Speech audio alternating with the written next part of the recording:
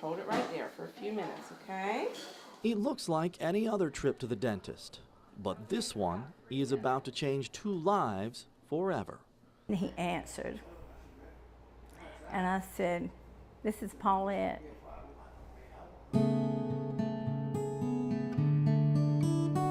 Paulette James was born in Augusta 65 years ago. Her dad was fighting in the Korean War after training at what was then Camp Gordon. Her mom was 15 and, for reasons still unknown, asked for a divorce while her father was still overseas. Mama was young, and I guess, she, like any other teenager, she wanted to have fun. Mama always said that she loved him, and I have pictures that picture where she kissed the back of it with lipstick. A single picture was all Paulette knew of her father for more than a half-century.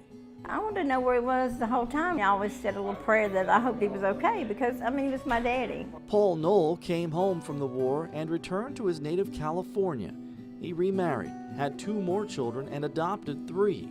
He and his wife traveled the world teaching computer seminars in more than 40 countries, living in Korea, Japan, and China, helping open a university in China that now has more than 25,000 students, before settling back in the States in Oregon, unaware a daughter was looking for him thousands of miles away. It was painful at the time, and it just brought back, I'd sort of dismissed the whole thing. It just was not in my mind at all in the next 65 years. Until this February, after Paulette's son tracked down Paul's contact information on the internet. On February 9th, her 65th birthday, Paulette picked up the phone. I said, "What can you do? Hang up or talk?" Very much surprised. Paulette's timing proved to be perfect.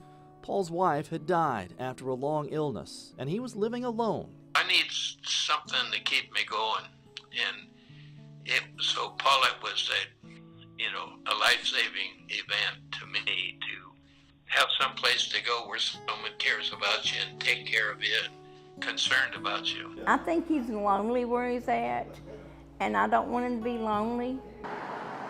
But before the two could meet in person, there was one final hurdle. It's obvious he's very self-conscious of her teeth situation. Growing up poor, Paulette had no access to dental care and lost her teeth at an early age. She only had an upper denture, and so that caused, her to have a lot of basically loss of function in her lower face, and it aged her, and she couldn't speak very well, and so she was very self-conscious about the way she looked, and she didn't want to meet him and look like that. Such a difference.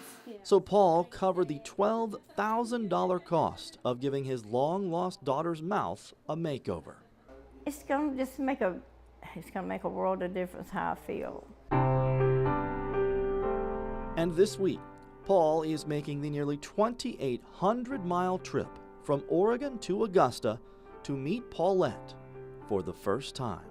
I feel like Cinderella. Stuff's happening to me that I never imagined happening to me. Her kids think that she's going to knock me over hugging me. Even thinking about right now just makes me want to get tears in my eyes. Because it's going to be so special. And I'm going to hug him and kiss him. Because it's always something I've always wanted.